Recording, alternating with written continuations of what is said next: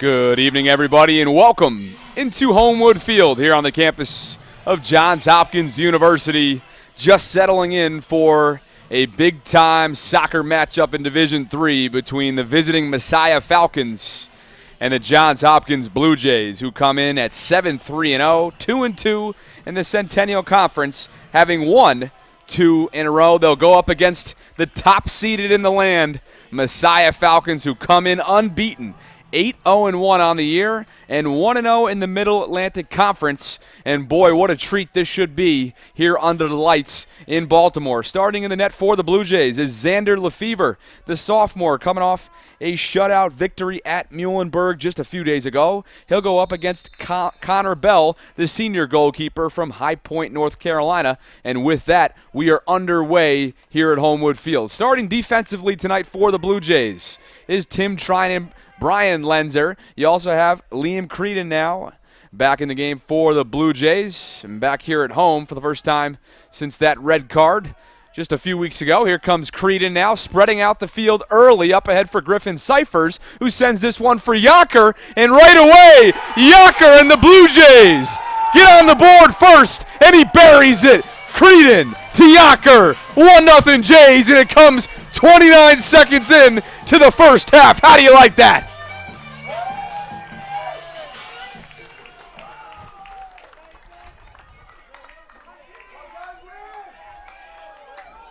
What a start to this one. People haven't even sat down yet. 29 seconds in, Jays lead 1-0. And for Akim Yocker, he is on the board. Number 7, Akim Yocker. Assisted by number 8, Griffin Cyphers. Time to goal, 29 seconds. So it went from Liam Creedon to Griffin Cyphers, who played it beautifully, to Akim Yocker to finish it off for the Blue Jays. And for Akim Yocker, that is the long-awaited first goal of the season for a player who is just so dynamic offensively. And how about a punch to the gut to the top-ranked team in the land? They will have to play from behind, which they are not used to doing. Messiah comes in off a perfect month of September. Wins have come against Whitworth, Hartwick, Montclair State, Dickinson, Eastern Mennonite, York, Misericordia, Hood. All over the board, Messiah has shown that it can win games by a large margin, of course, as well. They beat Hood on the 29th, 6-1 just a few days ago. And there's the man who scored the game-winning goal just a few days ago up against Muhlenberg. That was Connor Jacobs. As now Nate Cherendoff finds a little bit of room to run. And one thing you notice right away, the Blue Jays have come out flying so far in this one. High pace, aggressive, very aggressive to start this one out.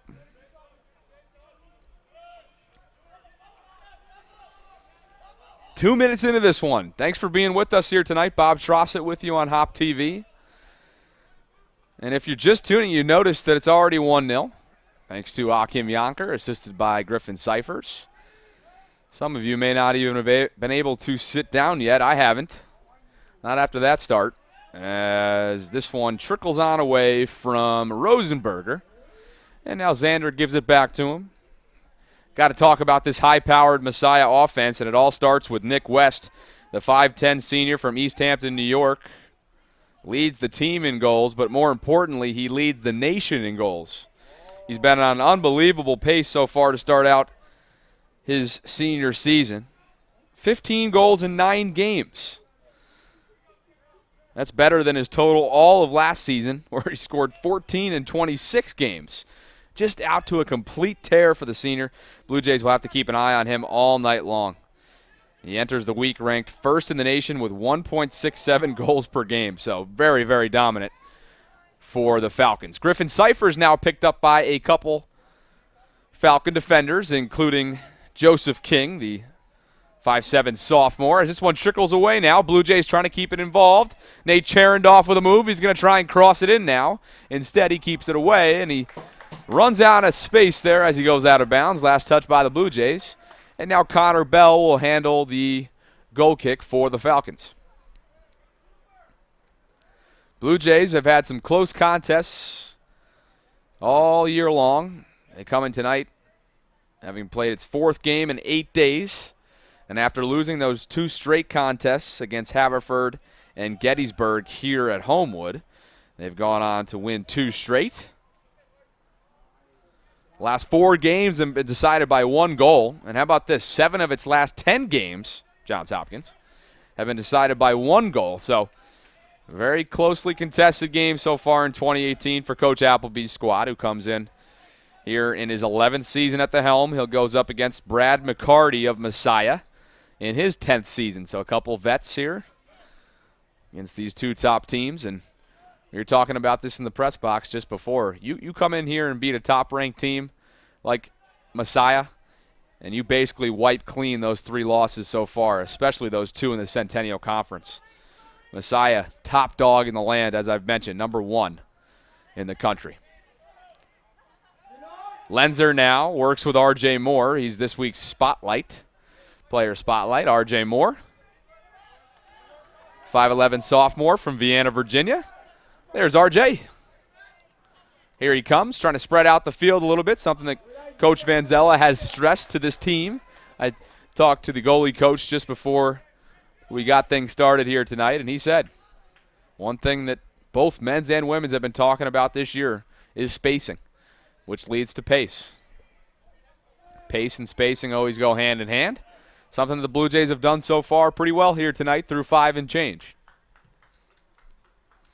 Here's a ball that was up ahead for Yonker, but first to get there was Cooper Robbins, 6'1" junior from Randleman, North Carolina. And there's the first foul of the game going against the Blue Jays. Free kick comes real quick now from Messiah. I'd like to welcome all of our Falcons visitors who are tuning into tonight's broadcast. Appreciate you being with us. And congratulations on one heck of a season so far. The month of September was phenomenal. The only tie out of the year, again, they're 8-0-1 on the year. That only tie came against SUNY Cortland all the way back in August, first game of the season, August 31st. They tied at home to SUNY Cortland, and Cortland's no joke. They are quite the dominant force, almost always top 10 in the land for Division III. As now, let's see what this call will be. Again, it goes against the Blue Jays. That's Pablo Martinez. So a free kick now coming, handled by Cooper Robbins, and he spreads it out for Shea Quinton. Getting a touch there is Justin Brautigam. Brautigam, the 6'1" senior from Doylestown, PA. He has his brother on the team as well, Luke, a freshman. So senior freshman brother combo. It's pretty cool. And now Connor Jacobs, last game's hero. He scored in the 79th minute to lift the Blue Jays to a victory against Muhlenberg. Jacobs is having another solid year. Number 22, 5'9" junior from Knoxville, Tennessee. Jacobs' family is here tonight. And now here comes a ball for Brautigam. He's picked up by Tim Trinan on the top of your screen. We've now played 7 minutes here tonight. Thanks for being with us. Bob Trossett with you on HopTV. Matt Lawrence producing tonight's broadcast. And now here comes Messiah trying to get it inside the heart of this Blue Jay defense. R.J. Moore pokes that one away. Reed Rourke is there for the Falcons. Rourke, the 5'11" freshman from Burlews Creek, North Carolina. As Xander Lefevre grabs that one for the Blue Jays. Xander made a career-best 5 saves to earn that 4th shutout of the season against Muhlenberg over the weekend. Congratulations to Xander, who's having a solid sophomore season. He ranks first in shutouts with 4. And wins with 6, and then 4th in goals against average with a 0.79. R.J. Moore now going head-to-head with Nick West. You know how dangerous West is. We mentioned that in the pregame, as that one's misplayed by Cherendoff, and Connor Bell tracks that down for the Falcons. We've played 8 minutes now, 1-0 in favor of the Johns Hopkins Blue Jays, thanks to a goal coming in the first minute of the game, 29 seconds in, from Akim Yonker. It's his first of the season. He sat out the first several games for the Blue Jays. R.J. Moore is there first. He went head-to-head there with Samuel Ruiz Plaza, 5'8" senior from Woodbury, Minnesota. And now setting this one on up is Cooper Robbins. And Brian Lenzer is there at the top of your screen, tracking down David Alejos. Here comes Nick West now, being picked up. Blue Jays know just how much of a threat he is offensively, and Liam Creedon comes up with a nice defensive stand for the Blue Jays, but keeping it right there was Cooper Robbins. Back and forth we go here. Again, this game has a much different feel than usual. Very fast-paced, very aggressive, and a solid game so far.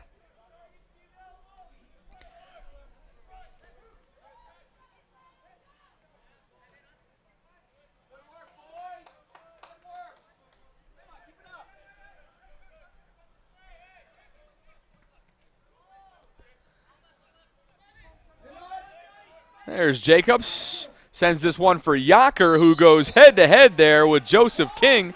King hit the deck. And now a quick ball gets in from the Falcons, and now they work quickly.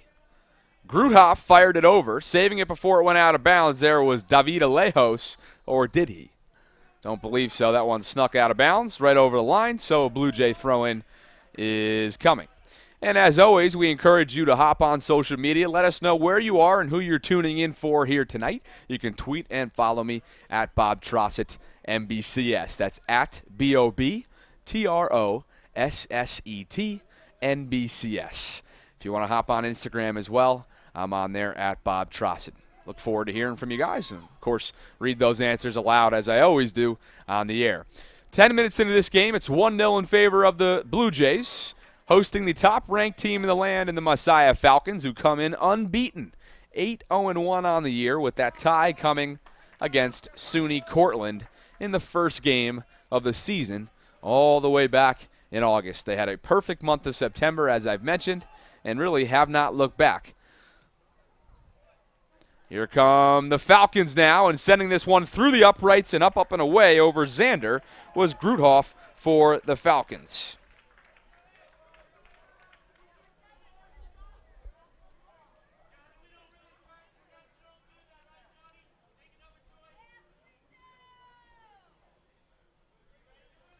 So now Xander will handle the goal kick now, and he'll make a couple dribbles and send it up for Jacobs. Connor now for Cole, and now Cole leaks this one up for Yonker. Yonker now going head-to-head with King, and that one sneaks on out of bounds. Last touch by the Blue Jays.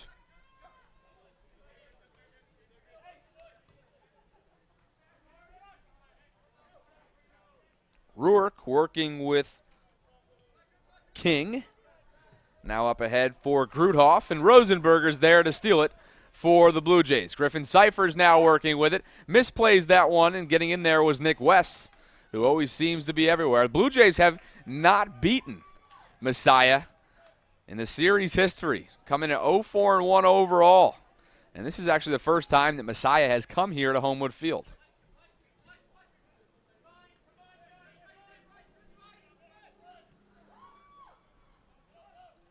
And how about this? All 4 of the 5 times that they have played have been in the NCAA tournament.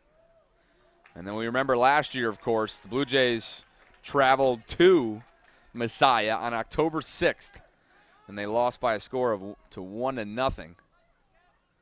I believe they entered that game unbeaten. I think they were either 10-0 or 11-0 when they came into Messiah. So really, these two teams, how about the Blue Jays? They have a chance to return to favor a year later now, as we've played 12 and a half minutes. And Johns Hopkins cradles a 1-0 lead here under the lights on a hot and humid night in Baltimore, Maryland. Good crowd here tonight. And here come the Blue Jays now. Cherndorf working with Yonker. Good defense there by Quinton to steal that one from Cherndorf. R.J. Moore now tries to space out towards the middle of the field. Leaves it for Cyphers. Coming up on that 13-minute mark. Trinan sends this one packing. Martinez is there. He goes head-to-head with King. That's out of bounds. Last touch by the Blue Jays.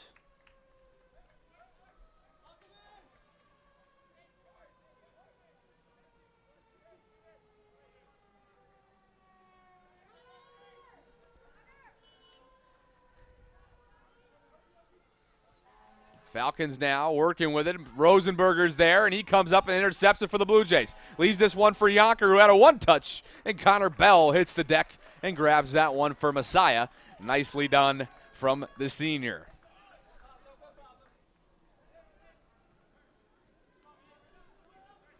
We'll be joined by Jonah Muniz, class of 2018 out of Johns Hopkins. Of course, part of the men's soccer program, one of 4 seniors to head on into postgraduate life last year. And he experienced a great run as a striker for Coach Appleby. Really was a slasher last year, and man, they were just so dominant. They really put teams on platters at times last year with Mike Swears, Drew Collins, Brian C., Jonah Muniz, all last year's seniors. And now here he comes, Nick West, with a quick first step. Tim Trinan's there going head-to-head, senior versus freshman. Here's a ball up ahead looking for Grudhoff. Nice job by Griffin Cyphers. He was looking to get that one out and outlet it to Martinez. Falcons continuing to press. Alejos now tries to put a move on Cherendorf. Trinan's there for the Blue Jays, and setting this one down is Lenzer. Nice job by the freshman there, back-to-back. And they have answered Coach Appleby's call all season long and will continue to as we head into October. Tim Trinan, Brian Lenzer, both logging serious minutes here in 2018 in their freshman campaigns. R.J. Moore now. Picked his pocket there, was Brodigam, and now here comes Messiah. Grudhoff up ahead. He was looking for Ruark. And now we have a whistle as that one goes way on by a diving Lefevre. And a foul going against Messiah. Free kick now coming for Johns Hopkins.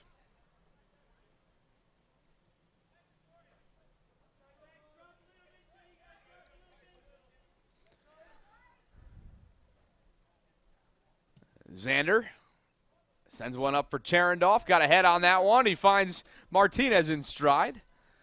But that one goes across the line, and the last touch by Johns Hopkins. Quick throw in now coming as we are now in the 16th minute. Blue Jays continue to threaten now. Each team, not too many shots so far. Just one for the Blue Jays, 2 for the Falcons. Here comes Messiah now, working quickly in transition. Blue Jays have to get back. Tim Trinan's there to stop momentum, and he wisely sends it back to his goalkeeper in Xander. Xander now up the middle for Creedon. Creedon now checked by Grudhoff. Liam up ahead, tries for Yonker, and this one will go across the line outside the reach of Akim. Can't imagine how good it felt for Akim to get that first goal under his belt this season. Couldn't have come during a more important game. And it came 29 seconds into this one. Connor Jacobs now. Rosenberger on the bottom of your screen. Retreats for Xander.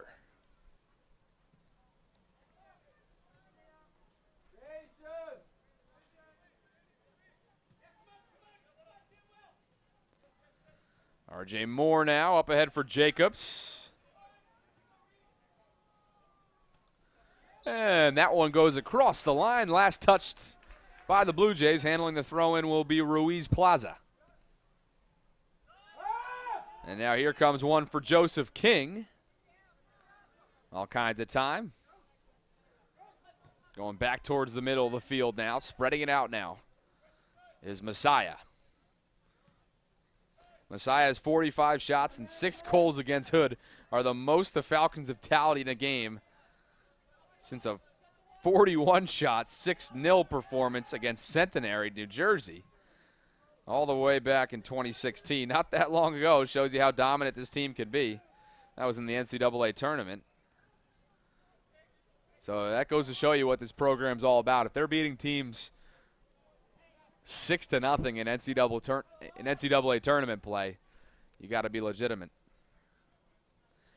Team ranks 3rd in the nation in corner kicks per game with 8.11, 2nd in shots per game with just over 25, and 4th in shots on goal per game with just over 11. So, my goodness, this team really is a juggernaut offensively, as getting ahead on that one for the Falcons was Grudhoff, and now here they come in transition. But Trinan was there to break it up for the time being.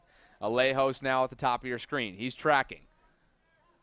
Lenzer is there for Hopkins. He picks the pocket of Alejos. Nicely done by the freshman.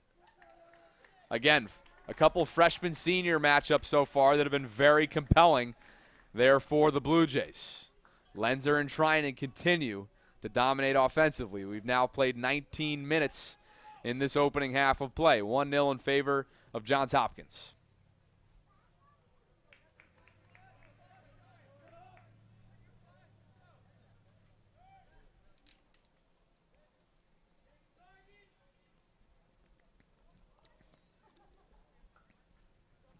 Here they come. Falcons now spreading it out towards the near side.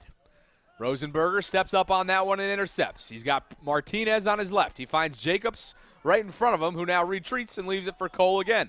Here comes Cole. Here comes a left footer. Just a little bit too mustard on that one from Cole. But a nice run nonetheless for Hopkins. And a goal kick now coming for Connor Bell.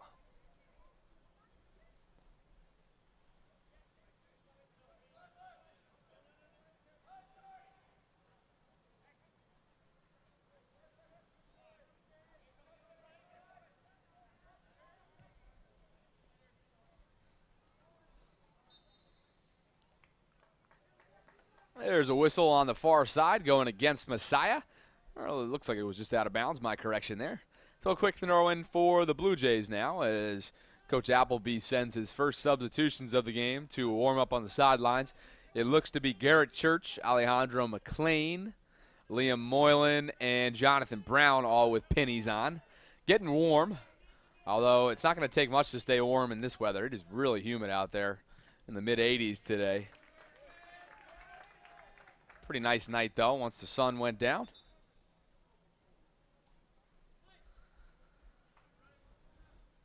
Throw-in now coming.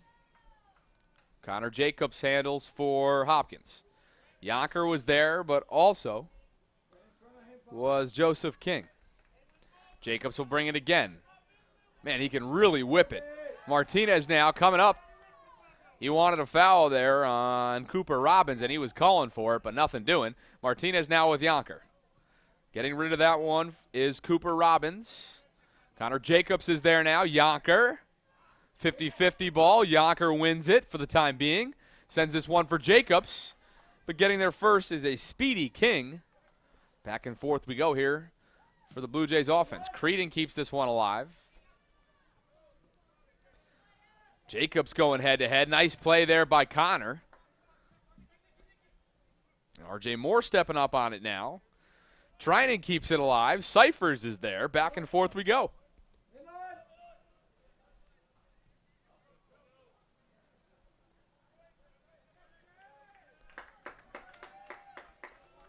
Last touch by Messiah. Throw-in now handled by Lenzer at the top of your screen. Martinez chasing this one down. Defending over there is Shea Quinton. And that one trickles on out of bounds. The Blue Jays earned their first corner. No, they did not. So a goal kick now coming for Connor Bell and the Falcons.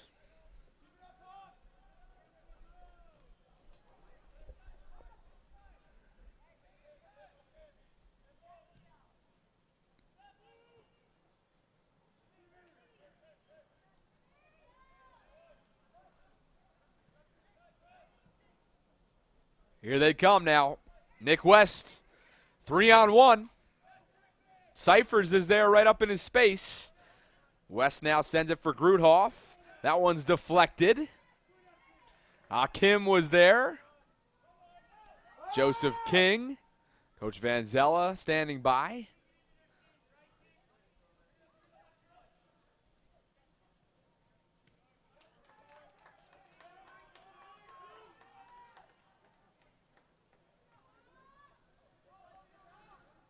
Connor Bell now is there as we enter the 23rd minute.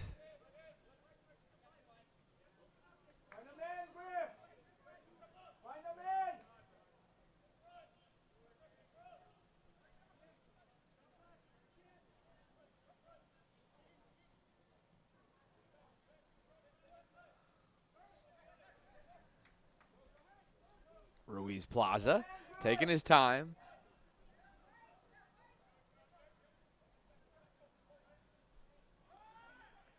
That lone shot on goal came in the the first minute of the game. And since then, which was a goal if you're just tuning in, Akim Yonker got us started for the Blue Jays. But since then, they have not even logged a shot on goal. So it's been almost 24 minutes since then. So these substitutions may be handling that as a much-needed adjustment for the Blue Jays. And joining me now, as I mentioned he would, is Jonah Muniz from last year, class of 2018 at Johns Hopkins, a part of quite a run last year. And Yep. Jonah, thanks for being with us. Yeah, thank you for having me up here. Absolutely. You flew in on Wednesday. We talked on Wednesday, and the last thing I expected you to be here was almost a week later. So Yep. what are you up to in Baltimore? Yeah, so came back for our Young Alumni Weekend, saw the guys had a home game Wednesday, conference play, and then I saw this great matchup here on Monday, so decided to stay the extra day. Luckily, I have that freedom because full-time job hasn't started yet, so still got a couple weeks. So taking advantage of it, seeing the guys play and rooting them on. Got to live it up while you can, as RJ Moore now working with it for the Blue Jays in this 1-0 game, being joined by class of 2018 men's soccer player Jonah Muniz. So you got the job lined up. What's going on? Got the job lined up. Currently good at work for Accenture in the business management consultant role. So starting that October 24th. So enjoying these last 3 weeks before they enter the real world. Congratulations. Yeah, You picked a good game to come to, and I know you remembered it well because I actually did some research after we talked in the pregame. So it came, that lone loss last year came on October 6th. Mm-hmm. And that was obviously up at their place at Yep. Messiah, and it was a 1-0 final score, as Pablo Martinez now is all by himself, and picking his pocket there and chasing it out of bounds was Cooper Robbins. So just about a year ago, you guys suffered that loss against Messiah. They were one of the top-ranked teams in the nation at that time. You said they lost some talent last year. What do you remember about that team? I remember their front three a lot, especially because me being part of that back line, those are the three guys you really had to deal with. I think they lost actually an All-American, which was their lone guy up top, as well as another great player on the wing, but still recognize some familiar faces out there who's playing well for him today still. It's quite the culture they have over there. I Yeah. mean, my goodness, they've won several national championships underneath Coach McCarty. And you know what's funny is that since covering your team and your former team now, what I've noticed is that the culture is one of the more evident things when looking on the outside looking in, but I've also heard from you guys, well, no, on the inside as well, it's the same thing. How do you kind of evaluate your time at Johns Hopkins in terms of the culture of the men's soccer program? That's actually funny you bring that up, and it's a good thing to hear now that you think that, because I think if you could look at my first 2 years, freshman and sophomore year, I don't think that would actually be the same outlook of someone looking into our team. So I think with my class, once we came through our 4 years, I think the culture shifted a lot, and it's great to come back and see it. It's still going, and it's even growing even more. I remember hearing about Messiah. Coach would talk about them. Our freshman year is always a program that we should look forward to being and becoming, and I see steps growing every day. So I think it's great that you have that outlook on us now, because I don't think that would have been said, I think, probably 3 years ago. That's interesting. I appreciate you sharing that. I mean, of course. and it looks like all of a sudden we're in pretty good shape here to do that tonight, and that's something that this team has never done. So if you happen to be in the crowd, I'm sure it'll be bittersweet. But at the same time, you are a part of this team and what they have out there right now. That product. I mean, you are certainly a part of that. Just a year removed. Let's talk about the new pieces of this team, because as Xander just kind of boots that one away, and now Jonathan Brown, who just checked into the game, I should have mentioned, now sends that one flying. Okay. Yonker now takes care of business for the Blue Jays, and now Martinez is on a 2-on-1. So there's a few pieces of this team that I've been talking about in the booth for quite some time now, because they're not going anywhere, and that's Tim Trinan and Brian Lenzer.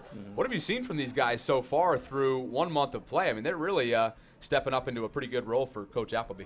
Yeah, in terms of our system, those are very big roles that need to play well, and I think the one thing I can say for both of them is just composure on the ball. It's impressive for them to come out, especially this is probably one of their big first tests of the season, but to still have the composure on the ball, not trying to kick it, still trying to play the system. It's really good to see at a young age.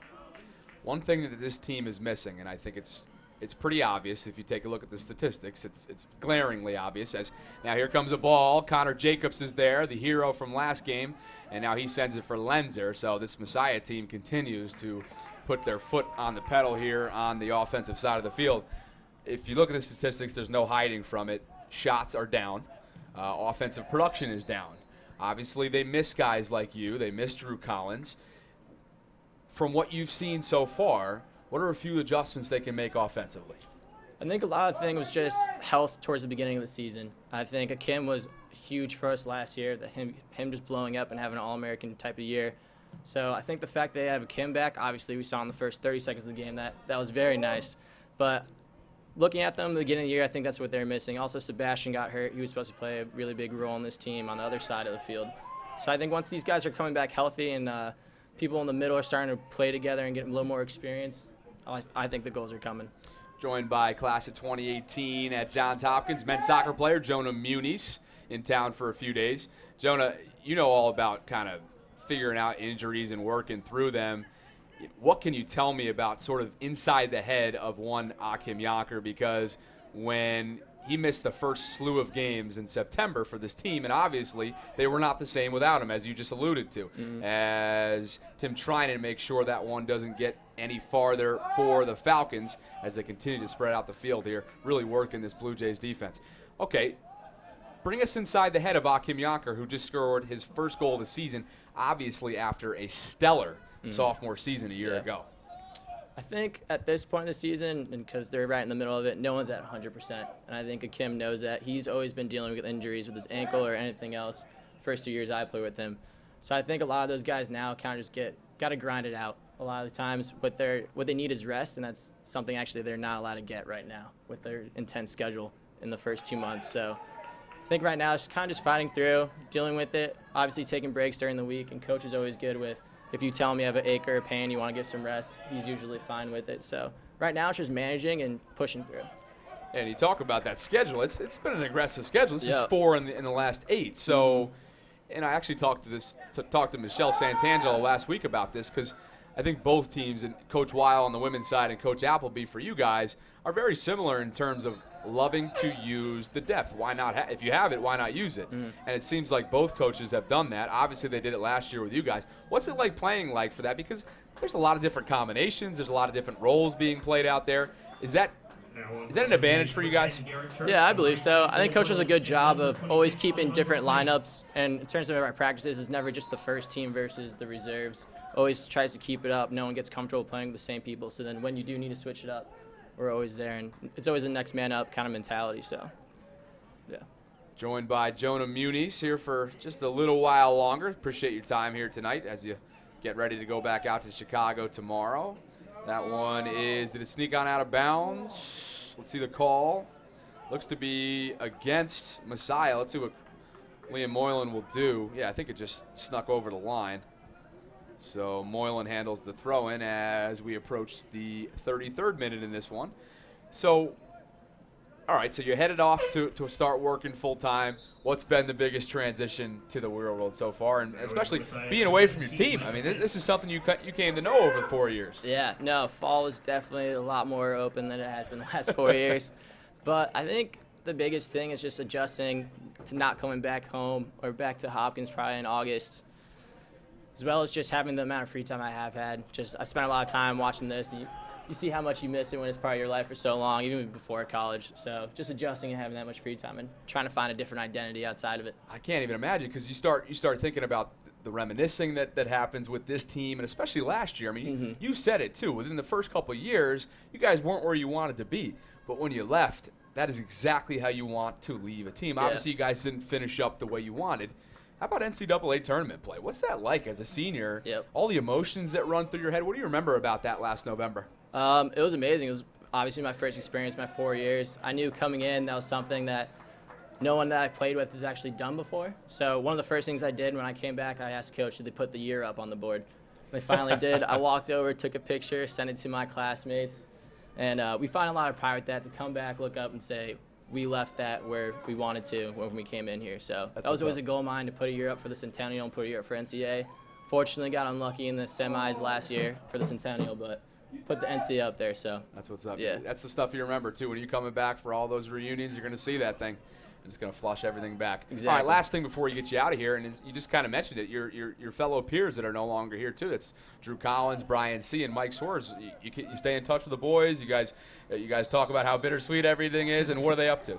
Yeah, no, we still talk about the team. We have a nice little group chat that we talk about after results, make our own little comments here and there. But I know Mikey's out in D.C. He's working full-time. Drew Collins is out in Tennessee working as well. And Brian's actually back in Malaysia playing professionally. Got a contract right after his amazing year in the fall. And we keep in touch with him over Snapchat whenever we can. But he seems to be enjoying life and being a professional soccer player. Yeah, I can't imagine he's with us right now in terms of tuning in with that time change. No. But, hey, Brian, if you are listening in, we appreciate it, and best of luck with the pro contract. That's really good stuff. We wish him the best over there, as we do for you out in the Midwest, Chicago. Yep, Jonah Muniz, everybody, thanks for the time, man, and enjoy the rest of the game. Hey, Yeah, if they can course. close this one out, you really wipe away those 3 losses so Yeah. far when you beat the top-ranked team in the land. So Exactly what we enjoy did. the rest of it, and we will talk to you soon. Thank you. That's Jonah Muniz joining me up here in the booth high atop Homewood Field, and what is a solid game so far for the Blue Jays as we approach the late part of this first half, as this one is off the top of the, it wasn't the top of the crossbar, but it was off of the field goal. It looked like at first glance it was off of the crossbar, but man, oh man, that was a absolute rifle there from Messiah. So again, we appreciate Jonah Muniz for his time here tonight. And he's going to go rejoin his former teammates on the sideline. Number 15, Luke Brittingham. And number 25, Nicholas Kane.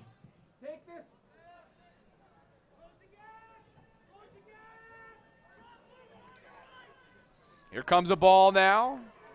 Garrett Church chasing this one on down just into the game for the Blue Jays. But right there was Luke Broughtingham just into the game as well during that interview we just had. So a few new players in here. Rosenberger now going head-to-head with Hazeltine. And now Xander Lefevre. How about this? Blue Jays still with only 1 shot offensively. Garrett Church is going to try that for the Blue Jays. Wheeling and dealing now is Luke Broughtingham, the 6-foot freshman. He's got his brother as well and Justin on the team. Senior freshman combo, as I mentioned earlier on in this one.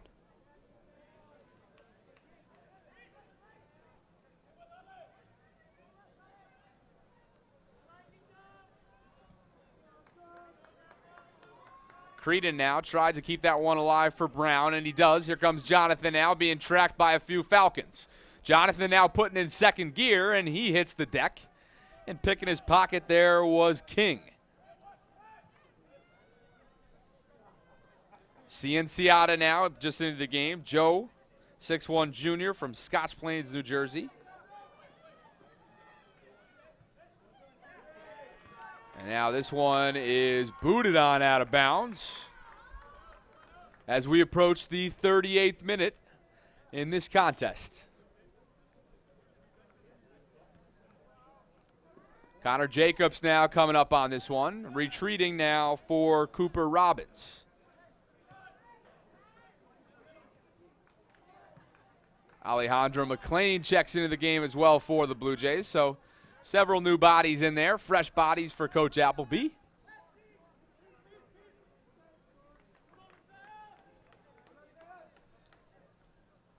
And Xander scoops up this one for Hopkins.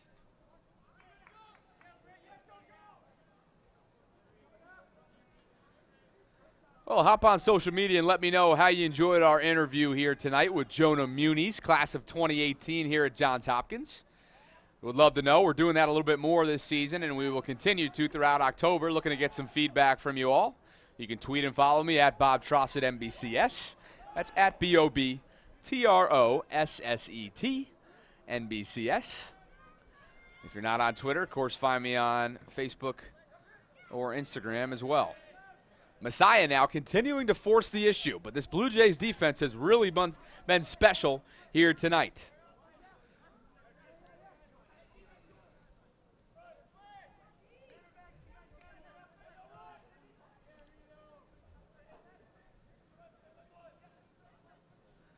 comes Messiah, continuing to step on the pedal. Working with it now is Kokolinos. He fires this one, a low liner, and it's handled by Xander Lefevre, diving for the Blue Jays. Hopkins women's soccer just coming in from a practice, it looks like. Coach Weil making his way in. Nice and Ginger. He's just making his way on in. He knows how solid of a September his team had. Oh, I love him. He cracks me up. He is just so low-key, easy-going, a legend here at Johns Hopkins.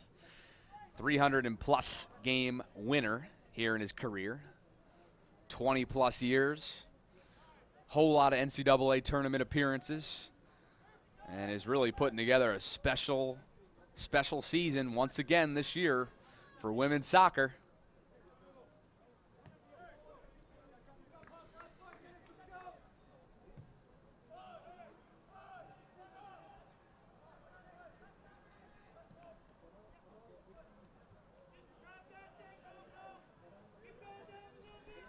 Xander now, as we've officially played 40 minutes in this first half of play. Thanks for being with us tonight in what's really become a compelling defensive game from both teams. Just 5 shots on goal for Messiah, only 1 for the Blue Jays. Aaron Dang and Herson Morales await for the next dead ball. Substitutions for the Blue Jays. R.J. Moore, Griffin Cyphers, and Pablo Martinez huddle together near the Gatorade coolers talking things over. Waning minutes of this first half.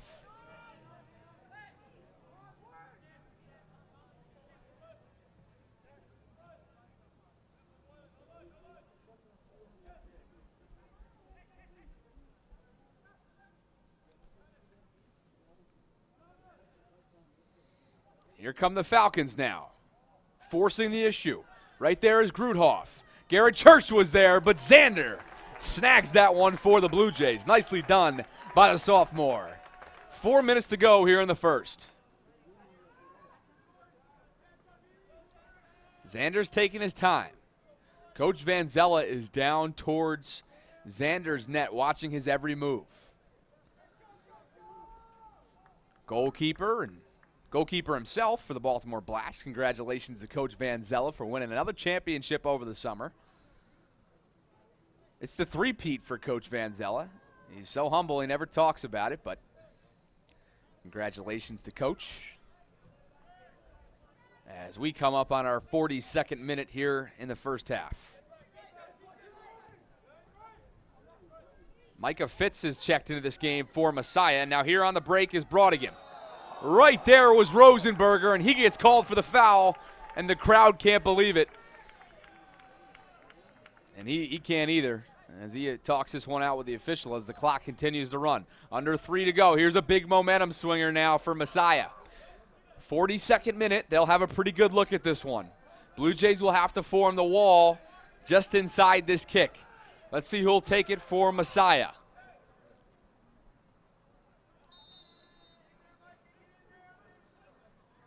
It'll be Gruthoff. Here comes the low liner. First to get there was Rosenberger. He got a foot on it, and now here comes Brown. He misplaced that one, allowing Kokolios to grab that.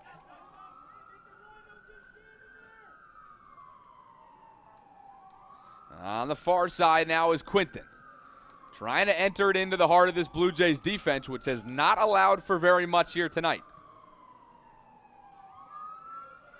Nick Kane now on the bottom of your screen, just into this game as well. Here comes Kane, all kinds of time. Sends it off to the middle now. And not getting away with the foul there was Liam Creedon. And now we'll do it again here in the 43rd minute. Couple big plays here momentum-wise for Messiah as they try and get back into this game. Another Blue Jay wall will be formed. Creedon's there with Yonker, Garrett Church, and Alejandro McLean. This is a big one. Lining it up will be Gruthoff again. Here comes the kick.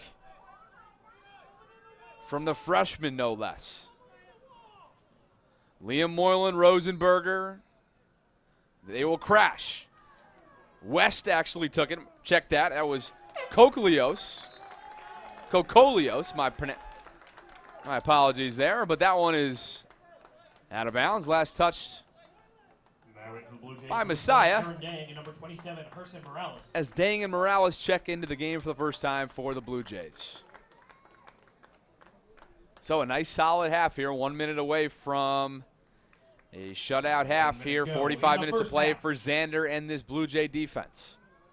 One thing they have not been able to do is get things going offensively, which continues a trend.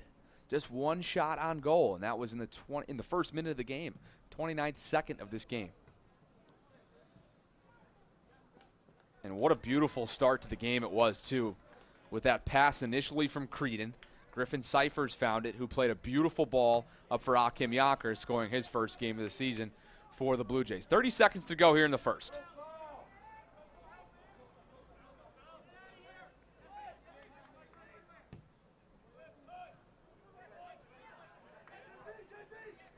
Jacobs now sends this one off, ricocheting off of Micah Fitz. 10 seconds to go.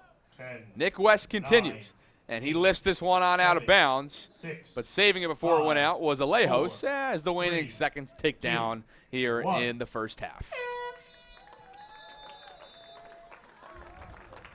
That's all she wrote. The score is Johns Hopkins 1, Messiah 0. After 45 minutes of play, Blue Jays lead the top-ranked team in the land, 1-0. A lot more coming here. As I mentioned, Hakim Yonker in the 29th second banged home the only goal. And that's all the Blue Jays have needed so far, and they lead 1-0 heading into the half. Don't go anywhere. We'll be right back in about 15 minutes here at Homewood Field in Baltimore, Maryland, as your Blue Jays take on the top-ranked team in the land in the Messiah Falcons. We'll be right back after this.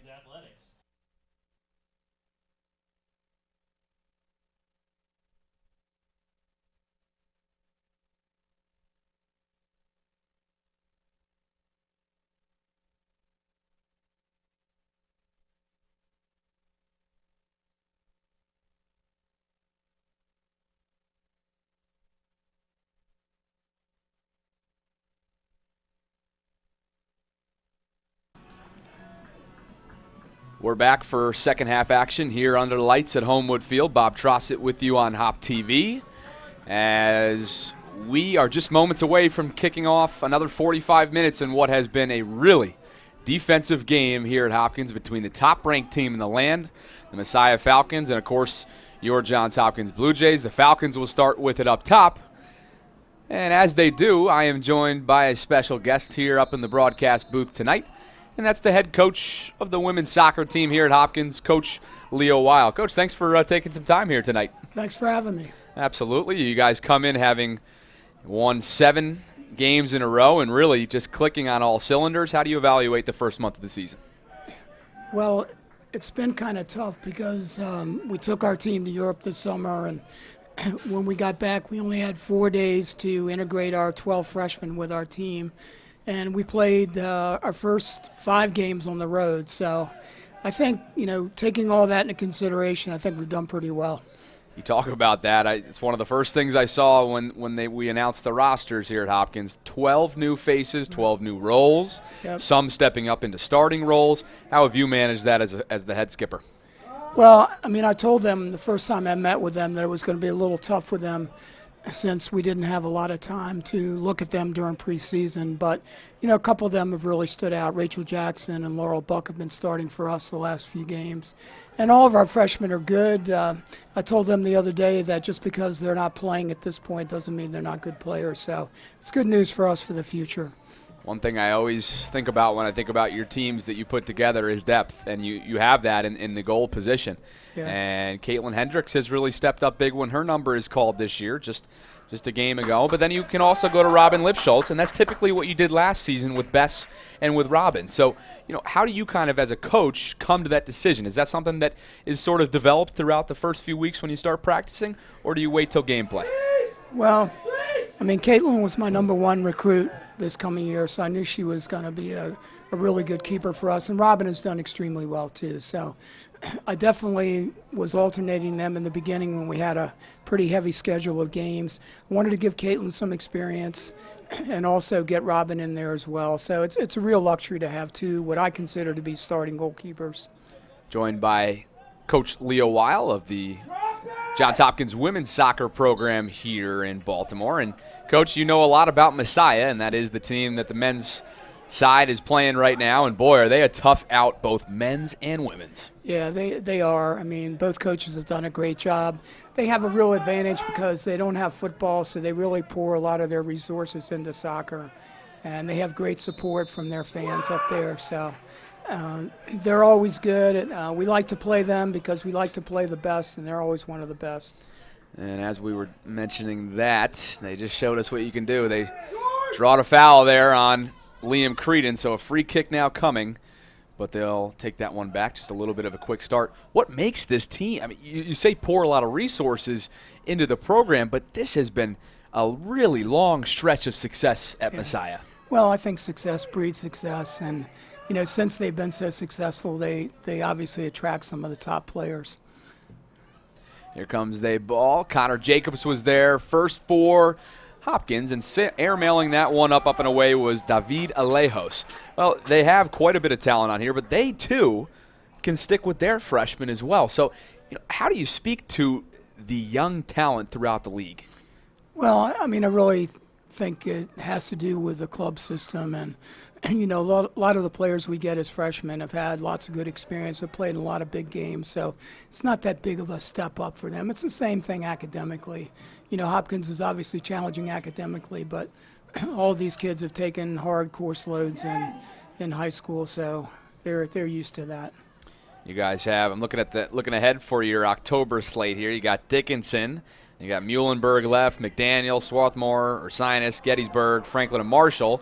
And then obviously the hope is, again, as let's see if they have a call. Will that go against Messiah? If so, it's a big one for the Blue Jays. Here comes the yellow coming out. Pablo can't believe it. Coach, what did you see there? Well, I mean, I think it was definitely a foul. I think the dispute is whether it was inside the box or outside the box, but the referee seems like he has a pretty good idea of where it was. Pablo always playing with his emotions on his sleeve, so he must have thought he had a PK coming there. He was hoping. But instead, it looks like Liam Creedon or Griffin Cyphers will line up the free kick, and they'll have to go over or around this Messiah wall being formed. Yeah, it's a great spot to take a free kick, so hopefully they can take advantage of this opportunity. Are you going up, or are you going to try and slice one in here? Well, I don't know. I think slice. Here it comes, and it is a slice, and he buries it. Coach Weil predicted it, and Liam Creedon made it happen. Blue Jays lead 2-0 over the top-ranked team in the land. Coach Weil predicted it. I tell you, have you been coaching soccer for long enough or what? Yeah, quite a while. My goodness, and that was just placed perfectly from Creedon. Just a few games ago, he was forced to sit one out because of a red card right here at Homewood, and now, just weeks removed from that, he buries it against the top-ranked team in the land, and now they'll be playing from behind, which leads me to my next point that Ernie shared with me during the break, and that was... Johns Hopkins goal scored by number 19, Liam Creedon. Unassisted, time to goal, 49:05. So here's the statistic that's very telling now that the score is what it is. So as nice Blue Jays defensive stand there, but Messiah has trailed 2-0 only once this year. You have to go all the way back to August 31st, where they ended up tying SUNY Cortland, but they came back from 2-0 down. I mean, when you're playing from behind, Coach, how does that change your overall strategy? Well, I mean, it all depends. It all depends on how much time is left. I mean, there's plenty of time left in this half. So if I'm Messiah, I'm not really changing my strategy at this point. As the game progresses and it gets later, they may have to push some more people forward. But, you know, at this point, I think it's stick with the game plan. All right, Coach, last thing from me as we are officially in October. You can feel it in the air, kind of. Not today, but you know that. After you're probably sweating your butt off after practicing over on the baseball field. But as we enter into fall, what are you most excited about this squad that you have this year? Well, I really love my team. It's a great group. They get along so well. All of our freshmen have integrated very well. And I don't think we've really played our best soccer yet at this point. So that is exciting for me to know that we can play better, and I think we can achieve a lot this year. And I can't get you out of here without talking about the reigning Players of the Week. They actually swept the Centennial Conference. I don't think that happens very often. Yeah, I don't think it's ever happened for us. Really? Okay. Not that I can remember anyway. And that's been quite a few games. So Yeah. we have to definitely shout out Christina Medallo on the defensive side for the Blue Jays. And, of course, Emily Meharis, who's really come out scoring offensively. First she had that PK a few games ago. Then over the weekend she scored another one.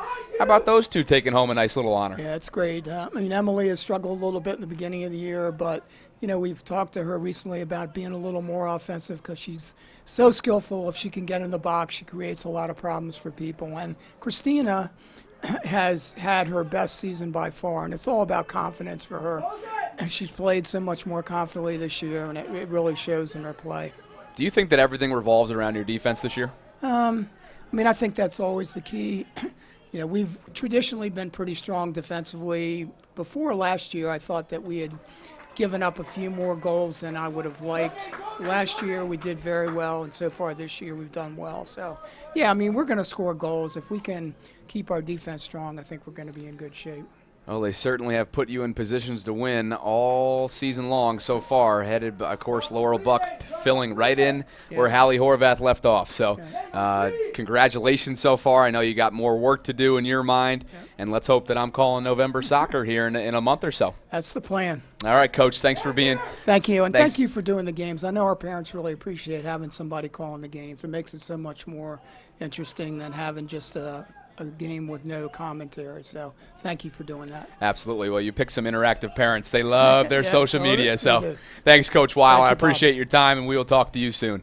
That is Coach Weil, the head skipper of women's soccer here at Johns Hopkins, off to a roaring start again.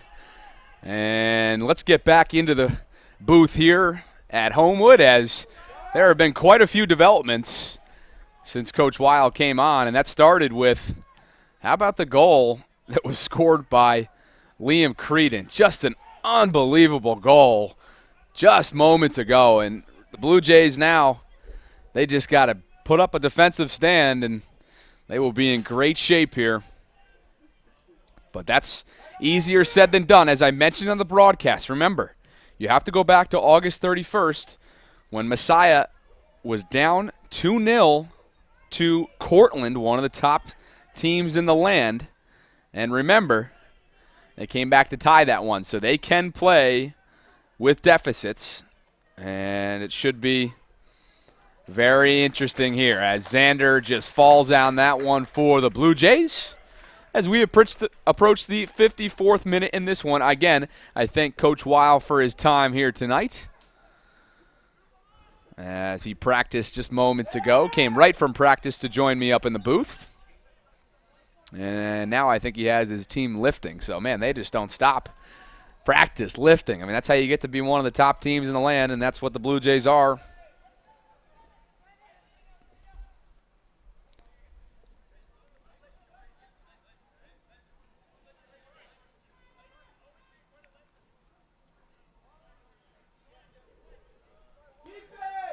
Griffin Cyphers now up ahead for Nate Cherendoff. Nate hits the deck. There's no call. I didn't see much on that one, but crowd thought otherwise.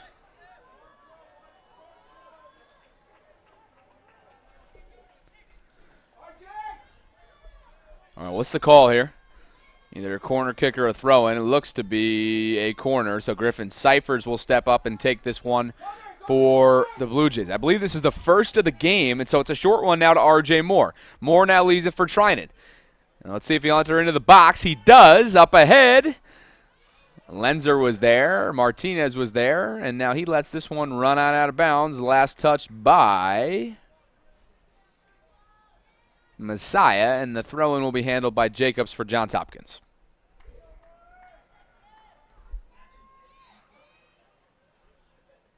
Jacobs, nice short one to Akim. Jacobs now off to the side, gets it in, and Connor Bell is there for the Falcons. Alejandro McLean, Jonathan Brown, Garrett Church, all warming on the sidelines. Liam Moylan's at the scorer's table. Next dead ball, he'll come in.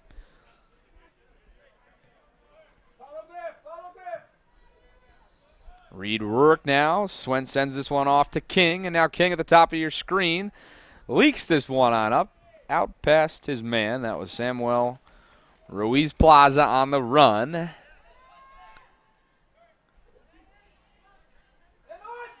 Well, thanks for being with us tonight, both those visiting from Messiah and, of course, our home viewers at Johns Hopkins. Definitely interested in who's tuning in here tonight. You can hop on Twitter, Facebook, or Instagram. Let me know where you are and who you're tuning in for tonight. And if you've been enjoying or haven't been enjoying our interviews here tonight, of course, Coach Weil joined us along with Jonah Muniz in the first half. You can tweet and follow me at Bob Trossett NBCS. Let me know your thoughts. That's at BOBTROSSET NBCS. Looking forward to hearing from you guys on the other end in what has been a very, very compelling game so far. If you're a Johns Hopkins fan, they've held Messiah to 10 shots. How about this, though? The Blue Jays have only notched 2 shots so far. So really staggering number there if you take a look at the statistics. Only 1 shot in that first half for Hopkins. Something that we've talked about all year, whether it's injuries, new faces, or just an overall slump offensively. They have not been able to put together Johns Hopkins-like performances on the offensive side of the ball. So Liam Moylan and Alejandro McLean check into the game. R.J. Moore takes a seat along with Liam Creedon, as Creedon gets a nice hand from his faithful here after notching that goal. And boy, was that a beautiful one. We're going to have to get that one clipped because Coach Weil totally predicted it. And what a great little sequence that was. Thanks to Coach Weil for his time here tonight.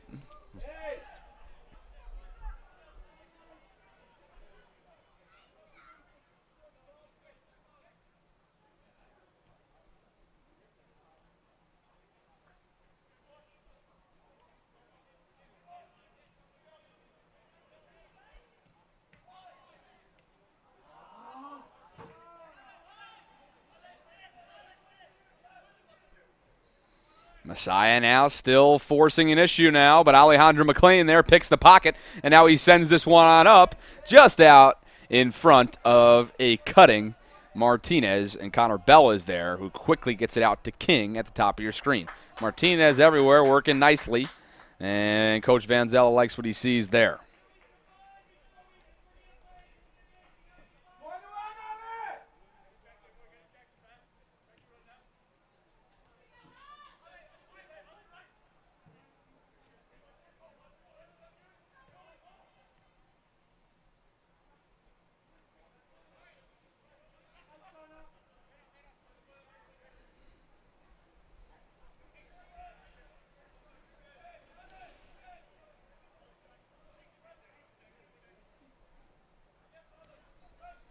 Messiah now as we approach the 59th minute here in this contest. Working with it. Samuel Ruiz Plaza. Now Alejos. Cherendorf steps up on him. Rosenberger is there. Messiah working with it. Gets one on. Xander's there, and again, he grabs it off the deflection. A great job by the sophomore in the net for the Blue Jays.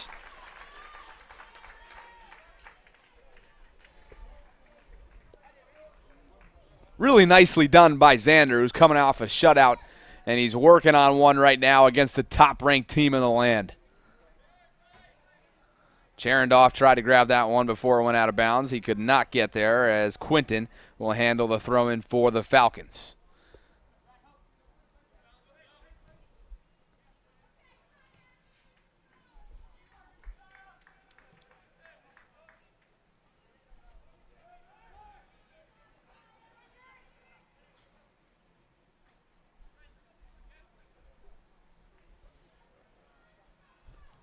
Streaking now. Top of your screen. Krudhoff with it. He's checked by Jacobs. Quinton, all kinds of time. Spreads it out for Alejos. Lenzer. And Alejo sends that one far wide right of Xander's net.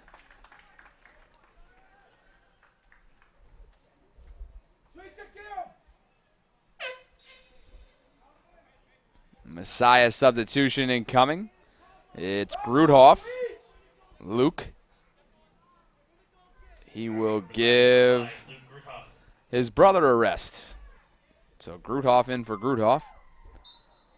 As we've now played 61 minutes in this contest. Pablo Martinez now kept that one in bounds, but King is there. And now Messiah resets offensively for the Falcons. Quinton now, all kinds of time. Cherendoff's there, Alejandro McLean as well. Here comes a ball up ahead for Nick West. Trinan was there. Here comes Messiah now. They spread it out. Boy, their ball handling is just such a pure thing. And now this one was really nicely done by Gruthoff, but could not keep that ball down off his head enough, and it went sailing through the uprights.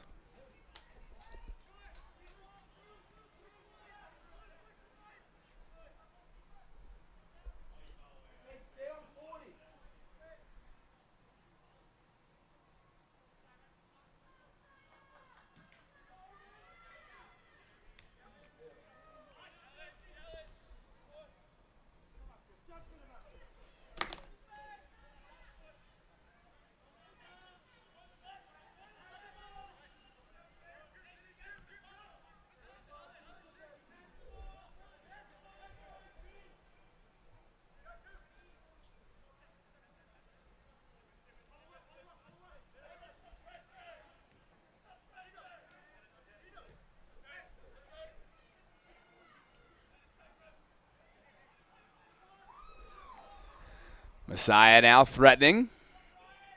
Lenzer forcing the pressure. And Lenzer, who was a deflected last by, did not go over the line. So now a 50-50 ball. Grandled. Here comes Messiah now with an opening.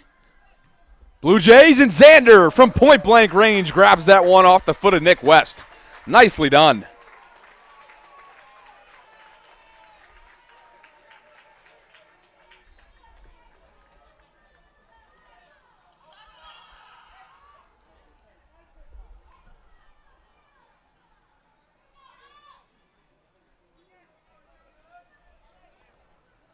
Alejandro McLean steps up on this one. And now Messiah backs this one out, taking its time. Tim Trinan is there. You don't see many balls that are misplayed by Messiah. As Xander, dangerous one there for Trinan. And now Trinan and Lenzer work together.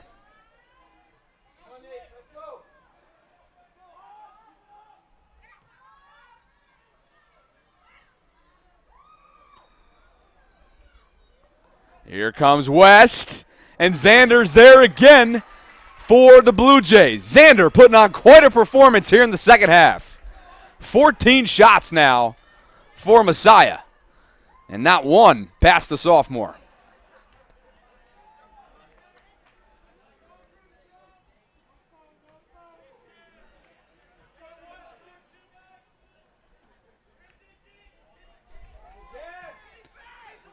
Alejandro McLean wanted somebody there, but just didn't quite put it where he wanted. And now he's sharing a few words.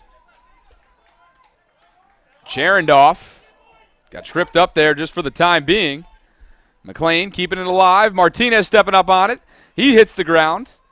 Cherendoff goes up to it. Here comes Nate now trying to cut a corner. Here comes Cherendoff now towards the net. Here comes Nate. And just a little bit off the deflection there. Cherendoff almost put this one away. So a great run by Cherendoff, and all of a sudden the Blue Jays starting to get things going here offensively, but Messiah comes right back almost right away. And they transition so smoothly to offense. And now Cherendoff gets a nice hand. Number 27, Herson Morales. Morales and Brown check back into this game for Coach Appleby.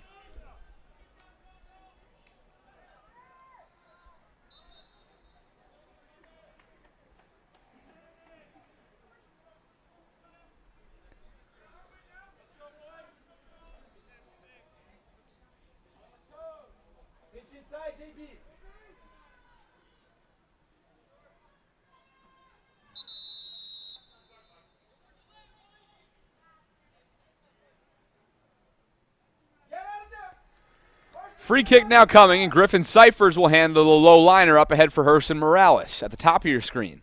Coming up on that 66th minute. Morales trying to turn a corner. King thought otherwise, and now here comes Messiah in transition when they're so dangerous.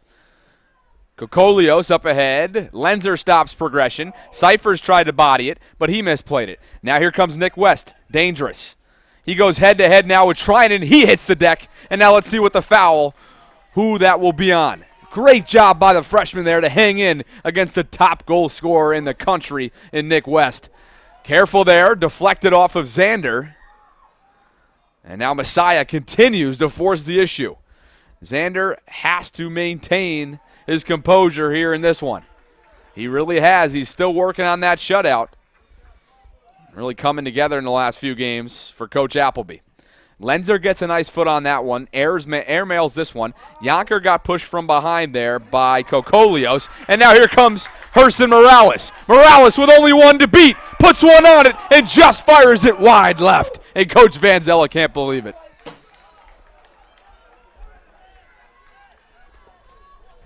Messiah now working quickly, and I feel the need to stand up. 67th minute. 2-0 in favor of the Blue Jays. Herson Morales almost saw another goal on his freshman campaign. What a run by the freshman. He had 3 chasing him and almost put that one in. And Vanzella and everybody else in the crowd thought, how about that play right there? Nifty footwork by Grudhoff. Here comes West, and thanks to Rosenberger's head, that one did not go anywhere near Xander. R.J. Moore making his way back over to the table in what has been an instant classic here under the lights. We could be talking about this one for quite some time if the Blue Jays do go on to hold this score. They have never beat Messiah before. Now into the Blue Jays, number 11, R.J. Moore, and number 19, Liam Creedon. Liam Creedon and R.J. Moore come back in, giving Moylan and Cyphers a much-needed rest. Nicely done by the boys. Throw in now coming. Connor Jacobs will handle. Sends this flying on down for Yonker, who puts one touch on it, and now for R.J. Moore. Connor Bell way outside the box, and he'll let this one trickle right to him. Well, if you're just tuning in, Matt Lawrence is currently cutting up the goal earlier on in this half from Liam Creedon, which we always seem to have one moment in the booth per season that you have to remember. Last year was when Mrs. Swears was in the booth and Mike, her grandson, buried that PK, and she had the classic line. Well, this year it could be Coach Weil predicting how Liam Creedon would bury that goal just earlier on as we started off the second half. So that'll be up on Twitter soon. Be sure to check that one out. I believe he'll put it on Instagram as well. So be sure to check out that. Refresh your feeds here in the next 10 minutes or so. Coming up on that 70th minute here in the contest. Blue Jays looking to put this one away. Just over 20 minutes away from doing so.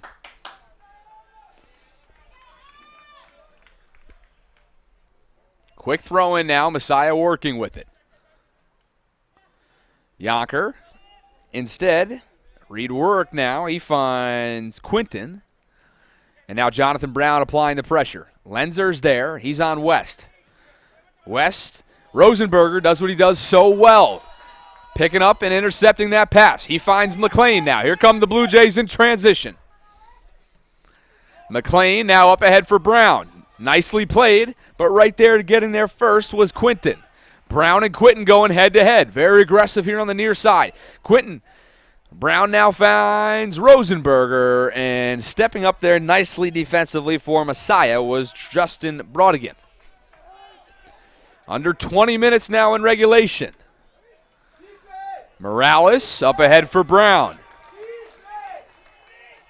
Jonathan Brown now for Morales. King's there for the Falcons. He sticks with it, saves it before it goes out of bounds. Brown and Quinton go head-to-head again. Compelling matchup now on the near side, and that one trickles on out of bounds. touched last by what looks to be Messiah. So another corner for the Blue Jays coming up here in the 70th minute. Coach Van Zella calling out plays here right underneath me in the booth, as you can probably hear. We're coming up on the 71st minute. Let's see who will handle the corner. It's Creedon, and it's a low liner, just playing it back to Trinan. Tim now enters this one in, and that's off the crossbar. What a beautiful shot there by Tim Trinan. And we'll do this one again, as Connor Bell touched that one last. If he didn't touch that thing, that could have been an upper 90. And Tim Trinan showing you that he can do just a little bit of everything. I tell you, there's a reason why these freshmen are playing. My goodness. What a boot by Trinan. Here comes again now. Creedon handled it. Brown! But Connor Bell is there to handle it for Messiah. And what a second half it's been here for Hopkins. Finally getting something going. 5 shots. Now, they are being outshot 15-5, but all momentum right now is with the Blue Jays. Lenzer now, he's going up ahead against Nick West. Xander leaves the net and touches that one before it goes out before the corner. It should be a throw-in, and it is, so Nick West will handle for Messiah. Coming up on the 72nd minute in this one. A good crowd, but still an intense crowd, and a hush crowd too, knowing that just how destructive and explosive this Messiah offense can be at any given time. Blue Jays defense has been really solid here tonight.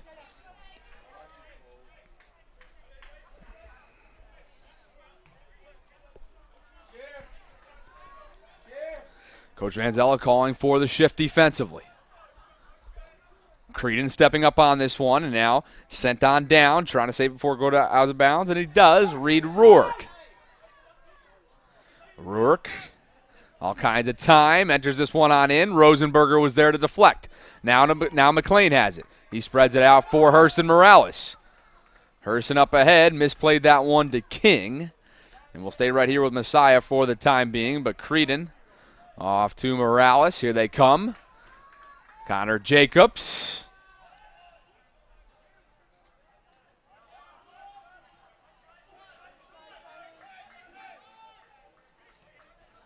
Here comes the ball now up ahead for Nick West. Messiah in danger of suffering its first loss of the season and snapping its 15-game winning streak that dates back to last year. Remember, they won the national championship last year at the Division III level. Blue Jays lost to them a year ago, October 6, 2017. Here comes a ball now. It's a low slicing one. Rosenberger was there first, and R.J. Moore clears. Shea Quinton was the one who got a foot on it.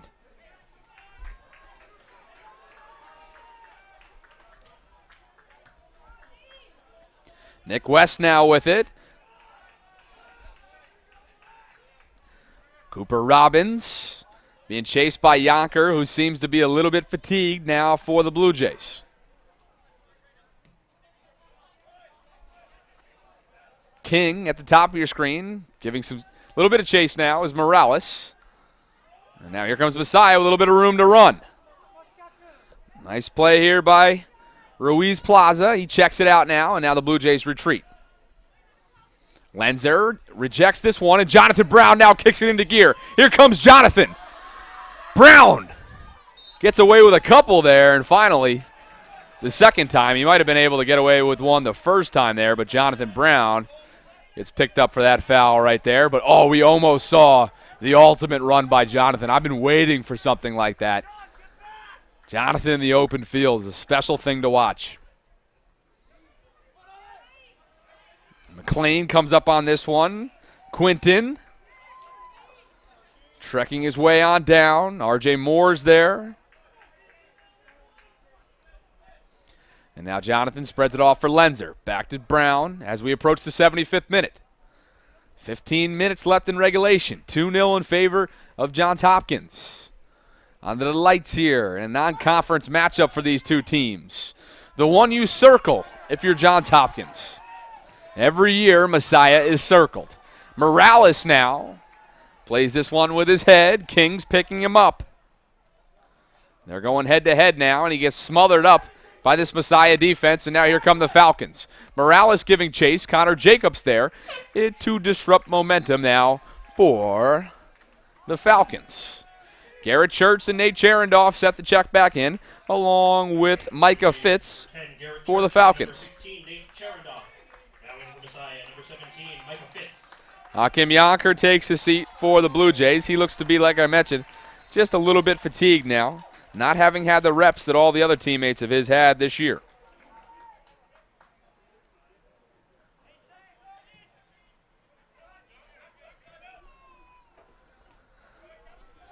Coming up on that 76th minute now. Closing in. Blue Jays still have to remain cautious defensively. Rosenberger now collides there with Micah Fitz. And that one was last touched by the Blue Jays. Throw-in is handled by the Falcons. And another substitution for Messiah. It's Nick Kane. 5'10" sophomore from Villanova, PA. Clock continues to tick as we come up on the 77th minute. Blue Jays know what they're on the verge of. Something that will shake up this conference, shake up the league. Everybody will take notice across Division III soccer if the top-ranked team in the land goes down. Nick West, though, has something to say about that. And this Blue Jays defense needs to continue to press their foot down on the pedal. Women's soccer is in the building now. Just coming off practice, came to watch and support their peers here tonight.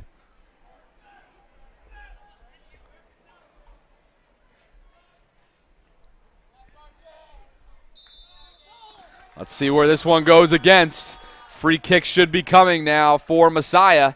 So the Blue Jays will have to form a wall here in the 77th minute and bunker down.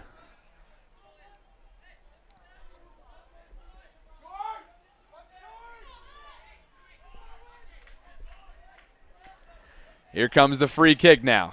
Handling it is Reed Rourke. It's a big one here, a big momentum swinger. Here comes the slicing ball. First to get there was Trinan. And for the time being, the Blue Jays are okay. And joining me in the booth, perhaps by surprise, I thought you guys were ditching me here tonight, Emily Meharis. Thanks for being with me here.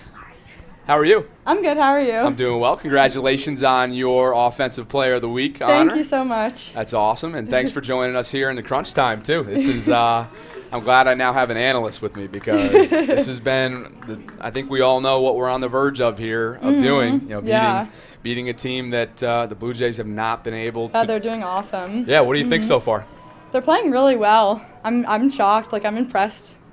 Yeah, I'm happy for them. Yeah, it's a team that, seriously, like you guys, has a lot of new faces, new roles being played. And I'm just curious, for somebody who's been on the team now for a few years, you know, what are your thoughts about a team, especially yours, with 12 new players coming in? What are the challenges that you guys face right off the bat? I think just trying to get like the team chemistry like the team as close as it was the past year is really essential to like the team's success, and I think that we've done a good job of that. We have like such a good senior class, and they really welcome the freshmen and onto the team really well. So there haven't been many challenges. What a beautiful save by Xander, who may have just saved a goal right there. Nicely done by the sophomore, but the corner's coming. All right, we'll pause the interview for a second. I'm going to have you stand by, though, and maybe I'll ask you to do some analysis here based on what happens. The corner now will be handled by Messiah in what could become a huge swing play in this game. Coming up on the 80th minute now. In the box for Messiah is Micah Fitz. Also in there is Grudhoff. Remember, the guy to watch is Nick West, number 11. He's right in the middle right now, right behind, honestly, like right on top of Xander Lefevre. So, here comes the corner from Messiah. It's a low liner slicing towards the net. I couldn't even see who got there first. I think it was Rosenberger. And now a deflected pass again, going back and forth here. Morales puts a foot on it. Now again coming in there from Alejos, and Xander's there again, but on the deflection, it's Nick West. And just like we thought he would, Nick West notches another goal. That's 16 on the year Oh, wow. through 10 games. That leads the NCAA. That's crazy. What'd you see there, Emily? That was an awesome finish. There's not much Xander could do there. Yeah. Tried a couple times. They there. got it out the first time, but Yep. And that is what's so difficult about this team. They continue to put their foot on the pedal. The only time, I was just telling our viewers earlier on, the only time this year that they've been down 2-0, you have to go all the way back to August 31st, and they ended up tying Cortland, but they were down 2-0, and they showed that they can be a team that absolutely claws back. So this game is far from over, and so Nick West puts his team on the map here. So we got ourselves a new ball game, and in terms of playing from behind, I know that's not something you guys have done very often, but earlier on in September you guys were. Yes. How does that? I asked Coach this too, so I'm curious to hear. I just had Coach Weil in here when you guys are lifting. Oh, really? But I'm curious to hear what your answer is. Well, how does that change your overall mindset, your overall strategy when you're playing down? I think like the team as a whole, when we are down, especially at halftime, we just come out with like an angry mentality, and it forces us to like play our hearts out, and it honestly like makes us play even harder.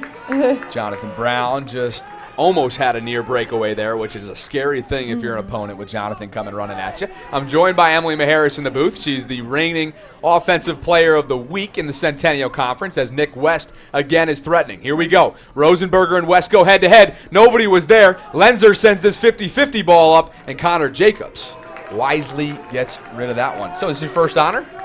I think this is your first honor, right? Is, Congratulations. Yeah. Thank you. You know what I noticed is that you and Coach Weil actually talked about this. You can go check the tape.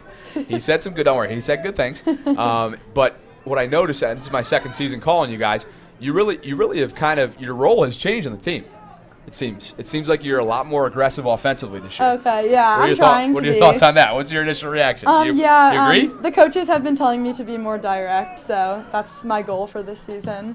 I'd say that's a compliment, too. I mean, if they're looking for you to do it all, I mean, it's pretty good. Now, how about one thing we definitely got to talk about, because I think it's honestly been the story of your guys' season so far, is the defense. Yeah. You guys have really, now Christina's not going to join us here tonight, but Christina Madalo, she's also, you guys awesome. swept the awards this week. She's the Defensive Player of the Week in the conference. You're the Offensive Player of the Week. And then how about Laura Buck just kind of stepping up and kind of picking up where Hallie Horvath left off? Yeah, she's been doing great too. She really stepped into that role, which is awesome. I'm sure that you as an upperclassman, I mean, I'm sure everybody that's an upperclassman on the team has their part to contribute to bringing in somebody like that. And, of course, when you have 12 new faces, you all got to do that. But kind of take us through behind the scenes what goes on. We see all the team chemistry down here, but what goes on behind closed doors? Like outside of soccer? Yeah, how do you guys mesh? I feel like everyone on the team just gets along very well. Like, we're always with each other, whether we're like studying in the library, like getting food, or at practice. Life like, of an athlete. all of us live together for the most part, so we kind of are forced to get along, which really helps the team dynamic. And it seems like it starts top down too. I mean, Coach Weil is just like this low-key guy. Yeah. He's a veteran. He's a legend around here in women's soccer.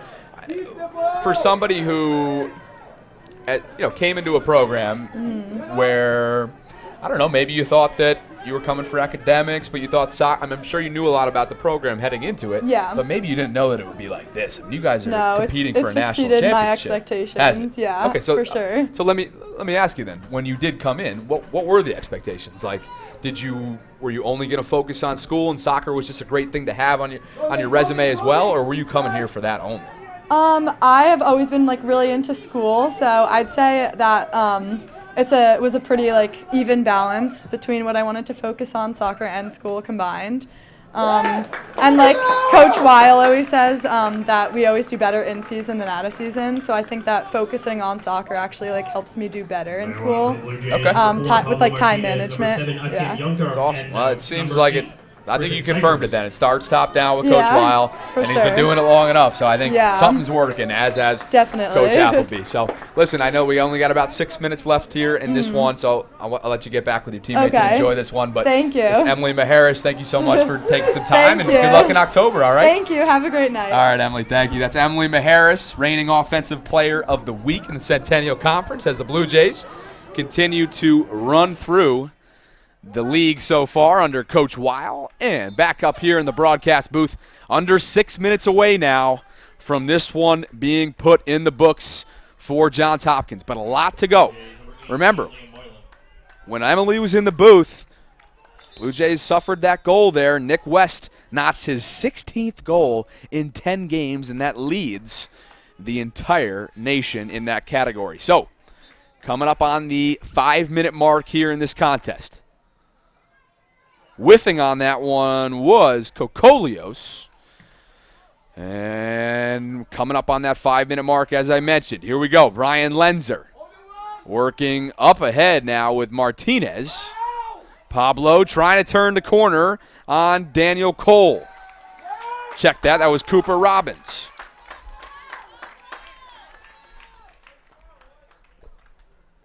Under 5 to play now in regulation. 2-1 in favor of the Blue Jays. And now, let's see who will handle this free kick opportunity. Garrett Church and Griffin Cyphers now line things up. Let's see what they do here. Got to get it over this two-man wall for the Falcons. Here comes Garrett's kick. It's up, and away. First to get there was King. Lenzer thought he might have a look at it, but it trickles on out of bounds. Last touched by the Falcons. Coach Van Zella knows that we're just minutes away from putting this one in the books. Don't have a stroke on me down there. Everybody really, really on their toes here in the last few minutes of this one. We are on the verge of history.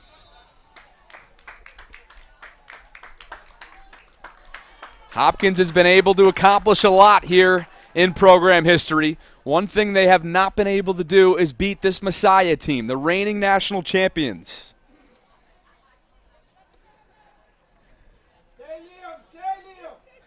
Coach McCarty's won 5 national championships at the Division III level with this Messiah team.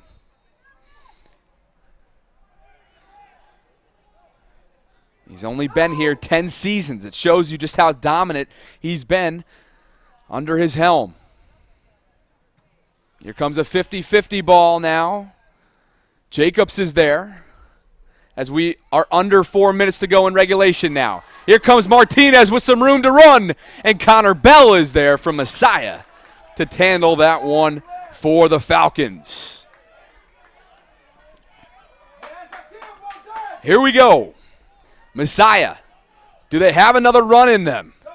Here come the Falcons. Cherendorf, Cyphers, and now Moylan gets under this one. Coming up on that 3-minute mark.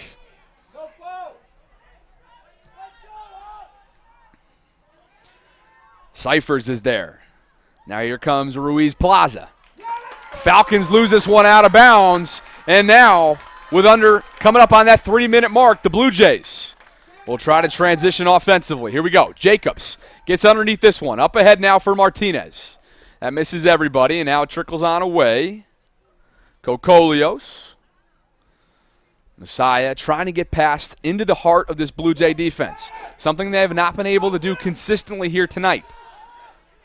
When they have, they've seen success. Nick West obviously scoring the lone goal for Messiah here tonight. Here comes King now. Trinan now rejects it.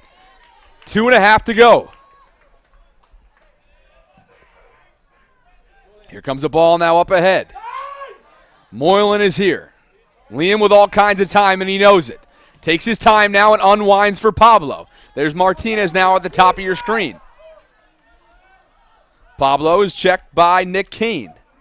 He was double teamed there, and now here come the Falcons in transition. Nick West is up there. Rosenberger steps up there, and he picks the pocket. Yacker grabs it. Here comes Akim. Now Akim gives it away there. Ruiz Plaza comes up with it. He scoots it out to King. Under 2 to go. Here comes Messiah. Cherendorf. Church is there. Saving it before it goes out of bounds was Gruthoff. Last touch by the Blue Jays. Quick throw in now for Alejos. Here comes Messiah. Alejos cutting back towards the middle. Here he comes. But Rosenberger was there. But Messiah is awarded a corner now with under a minute and a half to go. They're working quickly. Buckle up. Here we go. Here comes the kick. It's a low liner. First to get there was Cherendorf. Leaving the net was Xander on the deflection, and it's buried by who other than Nick West.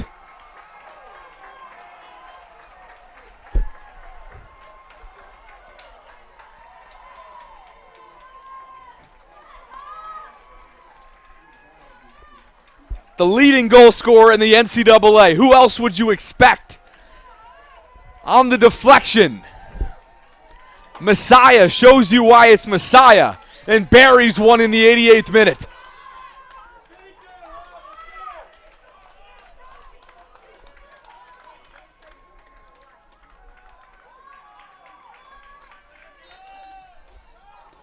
And here we go, under a minute now in regulation. Blue Jays need to work quickly after that dagger. Nick West, as we mentioned, he scored both goals here tonight. The leading goal scorer in the country.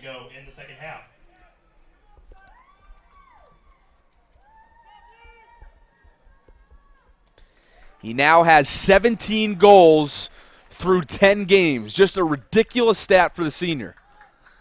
And 2 daggers here in the second half.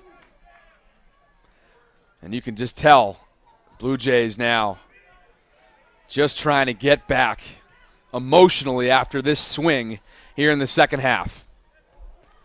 19 shots on goal. You knew at some point Messiah would come calling.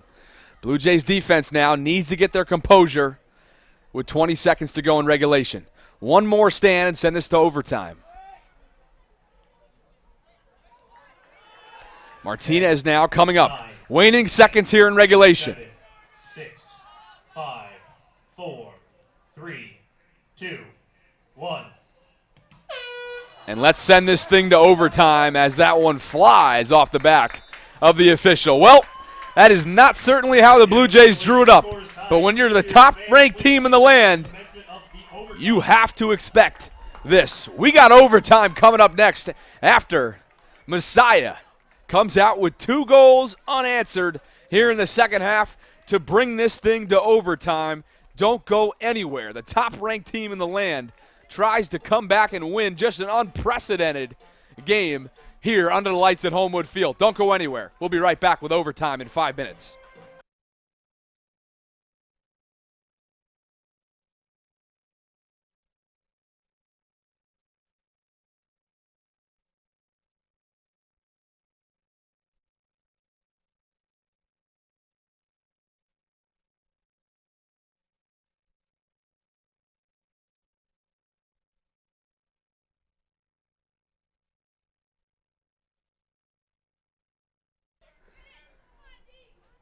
All right, let overtime begin here under the lights at Homewood Field. And what has been really, when I said an instant classic earlier on in that second half, I was kind of exaggerating, but I think it's actually become an instant classic. I mean, this is really quite a contest between 2 high-level teams here. And, well, Messiah showed you why it's Messiah in that second half with 2 goals that went unanswered. And they now put themselves in a position to stay unbeaten here. And who other than Nick West to bury 2 goals in that second half. He now has 17 goals. You heard that right, 17 goals through 10 games this year. And that's most in the NCAA by a large margin. All right, so let's kind of run things down about, how all this took place. Remember, all the way back in the 29th second of the game, Akim Yonker scored his first goal of the season and put the Blue Jays on the board within that first minute. Again, that was a beautiful play there opening up by Creedon, who found Cyphers, and then Cyphers found Akim. And it was just a great way to start. They started off with a ton of momentum. From there, Liam Creedon then scored in the 49th minute off a free kick, and he sliced it on in. Coach Weil was with me in the booth for that. But then in the 79th minute and 88th minute, back-to-back, Nick West took his Messiah team, put him on its back, and here he comes again now, the senior. The dynamic senior just didn't have enough on that one. What a beautiful game-saving play there by Xander. Oh, he's had a stellar game in the net. And remember, both Nick West's goals were not Xander's fault. They were broken down plays, ricochet, tough plays for Xander to make. Here comes the corner, though. Messiah's dangerous on these. And Cherendorf is there to send this one packing for Hopkins. Martinez now, he wants this one. 3-on-1 now. He's working right up against Shea Quinton. Nicely done by Pablo to use that body.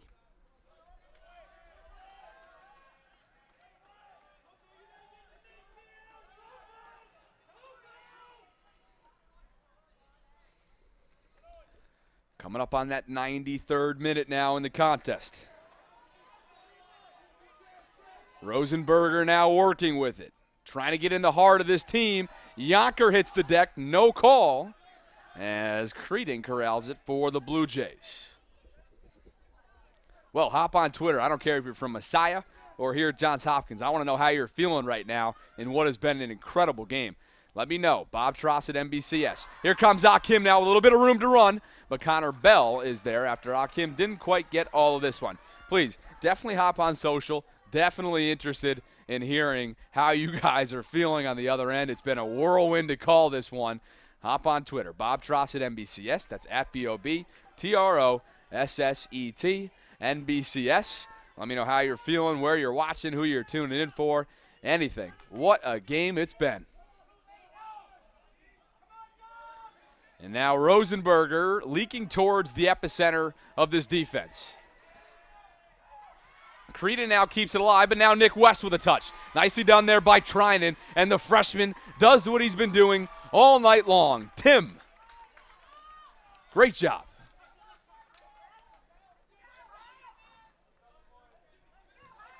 '94th minute of the contest. We're in overtime. First period of overtime.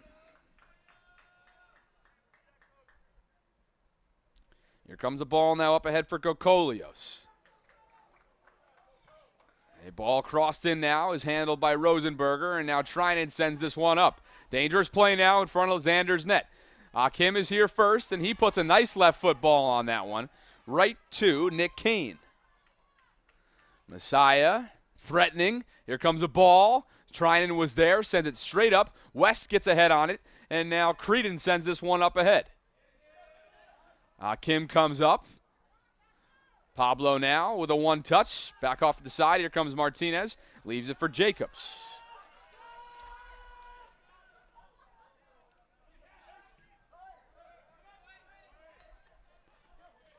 Griffin Cyphers up ahead now. Leaves this one. Nice play now. Here comes Cherendorf. Lost it a little bit there. Nice job by Quentin. Both guys getting away with some movement there. And now it'll go against the Blue Jays. Probably could have gone either way there. There was a lot of pushing there, but here comes the free kick by Messiah.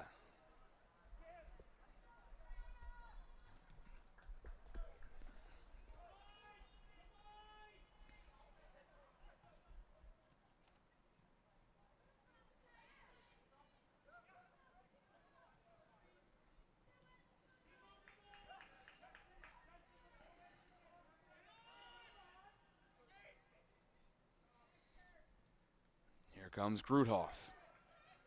Gruthoff working with it.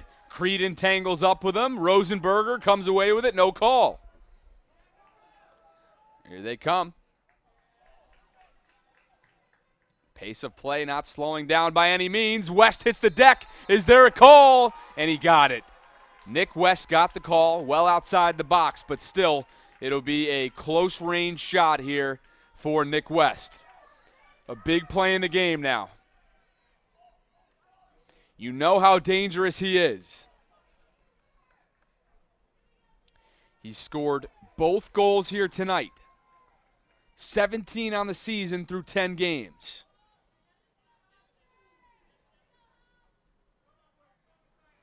He's got to get it over this Blue Jay wall. Here comes the kick from West. Nothing doing. Hits the wall on the deflection now, and he sends it up, and over into the Cordish Lacrosse Center. Nicely done by the Blue Jays there on a second effort by West that just was a little bit high.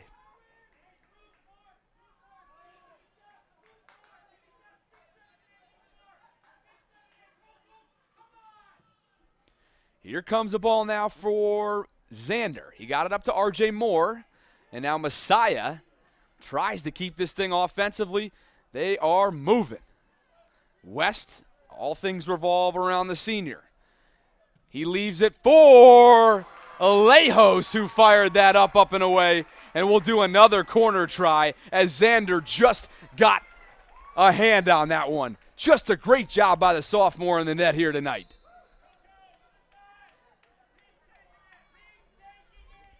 He is growing into his own right in front of our eyes.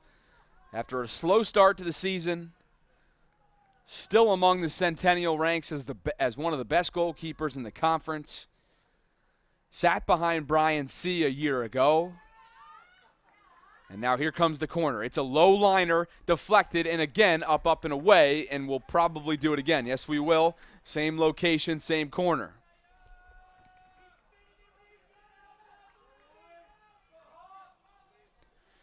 Here comes the kick again. Messiah forcing the issue. Rosenberger was there first. Chasing this one on down is Ruiz Plaza. Nice job by Jacobs, and its last touch deflected off of Messiah. That was Grudhoff who touched it last. Akim trying to get himself back involved. Hasn't done much here tonight. Here comes Akim. Stepping up on that nicely was Nick Kane to stop the momentum there for Hopkins.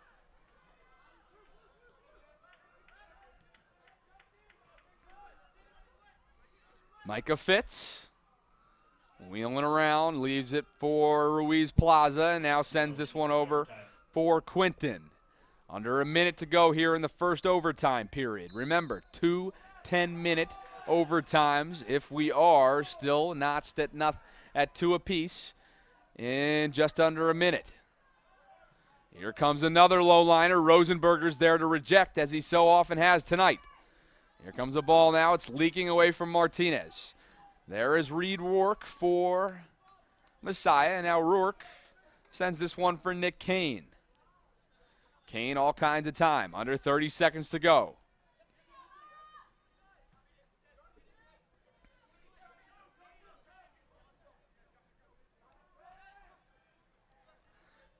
Grudhoff. Martinez gets away with one for the time being, and the card comes out. Excuse me, the card. No card, but just a foul, and Pablo can't believe it. So free kick coming now, and they will stop the clock now with 6 seconds left in this first overtime period. 6 seconds remaining. Let's see who will take the kick. Will it be West? You got to think it'll be West. He's so lethal offensively. Here comes the kick from the senior with 6 seconds left in the first overtime. It's a low liner. Rosenberger's there. Waning seconds. We are going to a second overtime period. 90 minutes, I should say, 100 minutes of play wasn't enough for these two teams. My goodness, don't go anywhere. In a couple minutes, we'll have the second overtime period underway here under the lights. What a game it's been between two top teams in the land. We'll be right back. All right, as I mentioned, 100 minutes of play was not enough, so we'll do it again. 10 more minutes for a team to try and walk this one off. Unbeaten, top-ranked team in the land, Messiah Falcons, in danger of suffering their second tie. Would be their first loss of the season if the Blue Jays can whip up some magic. Hopkins, 7-3 overall. This win would put them back in the conversation. certainly turned some heads in the league. R.J. Moore off to Cherendorf. Nate leaking towards the goal. Leaves this one for Martinez. Pablo working with it. Gets double teamed and taken. Cooper Robbins picked his pocket. Creedon for R.J. Moore. Rosenberger makes sure this one stays right here. Cherendorf. Getting a foot in there was Ruiz Plaza. Creedon keeps this one right here. Nicely done by Liam. Now R.J. Moore. Here comes Moore up ahead for Yonker, but Connor Bell leaves the box. Nicely done by the senior goalkeeper, who has had a stellar second half after allowing those first half goals. I should say there was one early on and then one within the first 5 minutes of the second half. So just to rewind, just in case you're tuning in now, Akim Yonker scored in the 29th second of this game as the Blue Jays are awarded a free kick now in this opening 2 minutes as Connor Jacobs hit the deck pretty hard there on an aggressive run. So Cyphers and Creedon will line up the free kick. Check that, it's just Creedon. So here comes a big one. Everyone from here on out, every free opportunity like this, you have to capitalize on. Creedon now leaves it. King was there first. R.J. Moore comes up. He enters it on in. Deflecting that one was Quinton. Cherendorf trying to turn the corner on the outside. Here he comes. That one's deflected out of bounds. Last touched by Justin Brodigan. Hopkins, number 26, Alejandro McLean. Alejandro McLean checks back into this game for the Blue Jays. Lenzer will handle the throw-in. Creedon's out there. Cyphers trying in. Rosenberger. Lenzer. Moore. Yonker. Martinez. And Lefevre in the net. That one sneaks on out of bounds. Last touch by Hopkins. Throw-in now handled by Messiah as we come up on the 3rd minute of this second overtime period of 10 full minutes.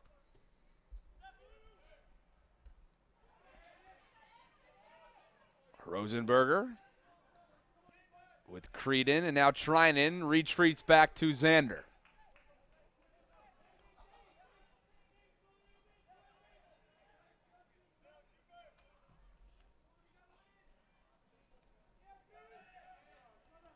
.50-50 is won by Messiah for the time being. Back and forth we go here. A couple guys tangled up now at the midfield line. Creedon hits the deck, and a late call comes in. This will go against the Blue Jays as Creedon is checking on Samuel Ruiz Plaza, and a yellow comes out, and Creedon knows that he got a little bit too aggressive on that one. So free kick now just in on the outside of the midfield line for Messiah.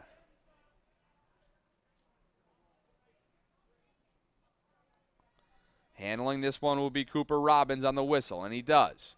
Up ahead now for Ruiz Plaza. He's trying to turn a corner inside the middle, but it misses everybody, and Xander is there for the Blue Jays.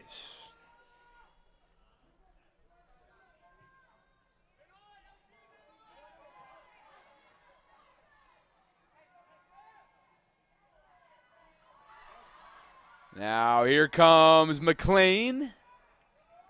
R.J. Moore keeps this one alive. Grudhoff.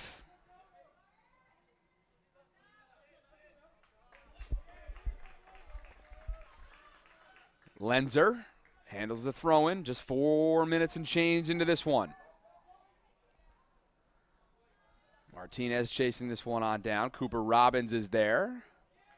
And Martinez ran out of real estate there. Last touch by the Blue Jays as Liam Moylan checks back into the game for Creedon. And for Messiah, it's Britt Hazeltine. Now on for Messiah, number 12, Britt Hazeltine.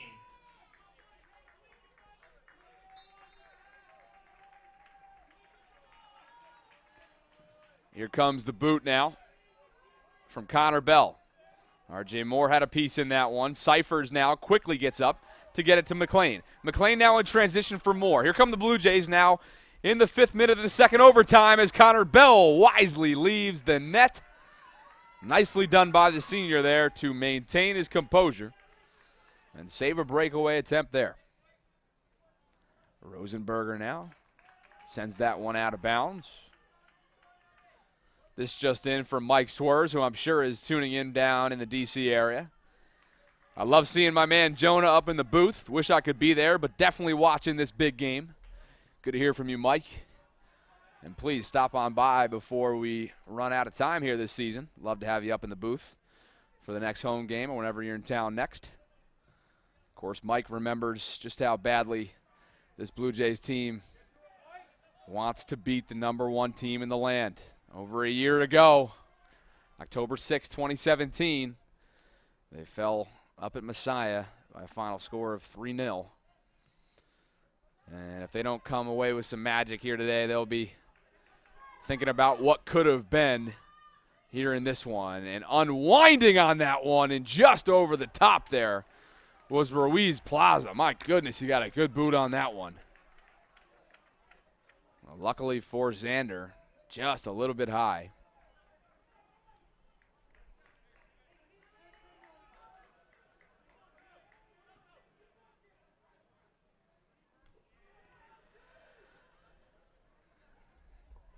R.J. Moore now pursuing Ruiz Plaza.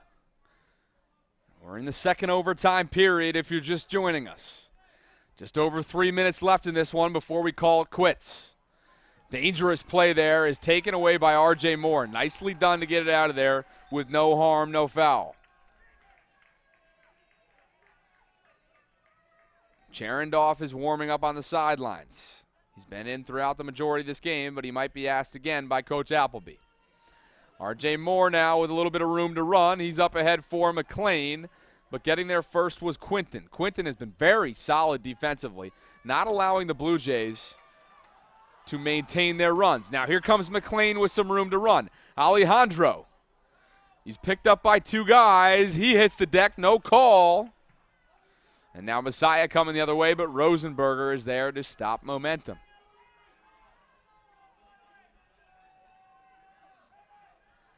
Here come the Blue Jays now, led by Liam Moylan, and King sends this one out of bounds.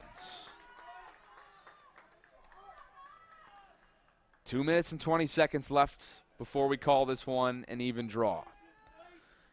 Yonker just misplayed that one for Jacobs, so now Blue Jays cannot allow Messiah to retreat here. They are in need of an offensive possession. Here comes Quinton now. He sends a ball up ahead, and here come Alejos and the Falcons, but Tim Trinan is there. Nicely done by Tim to retreat, and now Xander looks up ahead for McLean, who finds R.J. Moore and sends this ball straight up. Pablo's right there. It came behind him, and he missed it. Ruiz Plaza now up ahead. He's got Nick West up ahead. He's got Kokolios as well. He finds Lucas. Ruiz Plaza spreads this one out now. 1.5 minutes to go. Ruiz Plaza intercepted there and picked the pocket, did Liam Moylan. Moylan hits the deck after a slide tackle comes in from Cooper Robbins to really disrupt that play. Coming up on 1 minute left in this one. Lenzer's got to work quickly.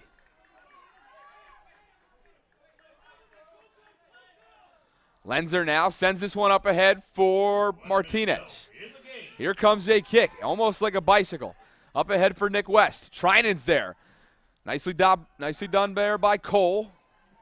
And now McLean sends this one for Akim. Akim over to Lenzer. Blue Jays got to work quickly. 45 seconds left. Here comes a ball that hit Martinez from behind. He hits the deck. No call. Under 40 seconds to go. And this one sends up and away. Last touched by Messiah, and they got to work quickly. 30 seconds to go here.